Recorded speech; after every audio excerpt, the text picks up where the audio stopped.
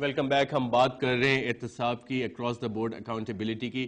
یاسمین رحمان صاحبہ، کیا N L C case میں جس میں 3 انکوائری رپورٹس آلریڈی آ چکی ہیں، پبلک اکاؤنٹس کمیٹی کب تک اپنا فیصلہ سنائے گی؟ آپ کوئی ڈیفینیٹ تاریخ دے سکتی ہیں اس میں؟ جی دیکھیں، ڈیفینیٹ تاریخ میں یہی دے سکتی ہوں کہ آئندہ آنے والا جو سیشن ہے انشاءاللہ دسمبر کے فرسٹ ویک میں شروع ہو رہا ہے، تو اس میں امید کی جا سکتی ہے کہ یہ رپورٹس ہماری مکمل ہو گئی ہیں اور اس میں کوئی نہ کوئی ایکشن جو ریکمنڈیشنز فائنل جو ہوں گی وہ ہو جائیں گی. یہ لاسٹ ٹرم بھی چیئرمین صاحب نے یہی کہا کہ ابھی تھوڑی سی انکوائری میں کچھ لکوناز باقی تھے، اس وجہ سے اس کو ڈیلے کیا گیا.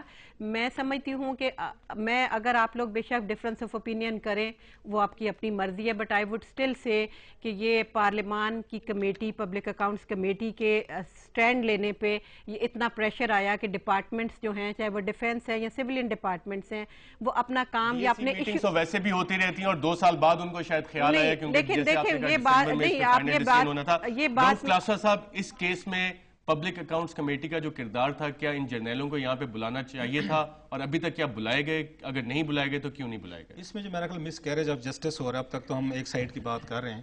پبلک اکاؤنٹس کمیٹی کو چاہیے تھا کہ یہ ان کو تینوں جرنیلوں کو اور ایک سویلین جو سعید الرحمان صاحب ہیں، سی ای ڈی میں اس وقت میرا فائنانشیل وہ ایڈوائزر ہیں، ان کو بلایا جانا چاہیے تھا. اور ماضی میں ان پبلک اکاؤنٹس کمیٹی نے، جیسے یاسمین رحمان صاحبہ کہہ رہے ہیں کہ سارا برا کام نہیں کیا ہوا، انہوں نے اچھا کام بھی کیا ہوا، یاسمین صاحبہ نے یا پی ایس سی نے، چودھری نثار علی خان صاحب نے. ہم ان پہ تنقید بھی کرتے رہتے ہیں، کام اچھا بھی کیا ہے.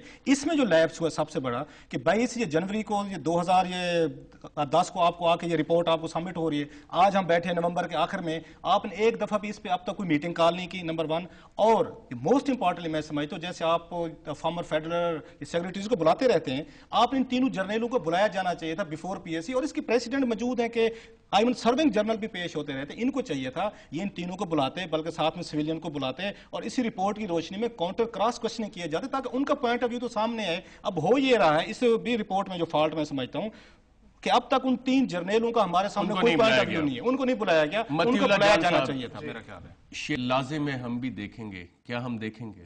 یہ جب سے شعر ایجاد ہوا تھا اس کے بعد سے ہم دیکھ ہی رہے ہیں.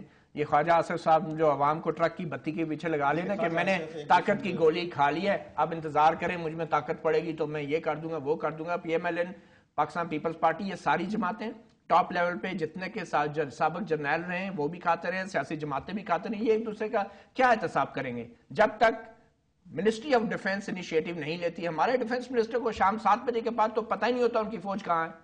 تو ہم بات کر رہے ہیں اکاؤنٹیبلٹی کی. اس سے پہلے میری بات سنیں، آپ وزیر اعظم کی مثال لے لیں، اس سے پہلے کی بات نہیں کر رہا، لیکن یہ لوگوں کو ٹرک کی بتی کے پیچھے لگا دیں کہ آپ انشاءاللہ. جو پوائنٹ آپ اٹھانا چاہ رہے ہیں، متی اٹھانا چاہ رہے ہیں کہ پارلیمان کو اپنی سپریمیسی ازرٹ کرنے کی ناظرین ضرورت ہے. پارلیمان کے وہ ادارے جو اکاؤنٹیبلٹی کے لیے رسپانسبل ہیں، پارلیمان کی اسٹینڈنگ کمیٹیز، ان کے سامنے سب ادارے جواب دہ ہوتے ہیں. کوئی بھی ڈپارٹمنٹ اگر اپنی انکوائری آرڈر کرتا ہے تو وہ ان کا اپنا مسئلہ ہے، لیکن پارلیمان کو جو رپورٹس ان کے سامنے اس پہ ڈیسیژنز دینے چاہیے اور کسی ذیلی ادارے کی اپنی انکوائری کی وجہ سے وہ ڈیسیژنز نہیں روکنے چاہیے. یاسمین رحمان صاحبہ، رؤف کلاسرا صاحب، متی اللہ جان صاحب، آپ سب کا پروگرام رپورٹر میں شرکت کا شکریہ. ناظرین اجازت دیجیے گا، اللہ حافظ.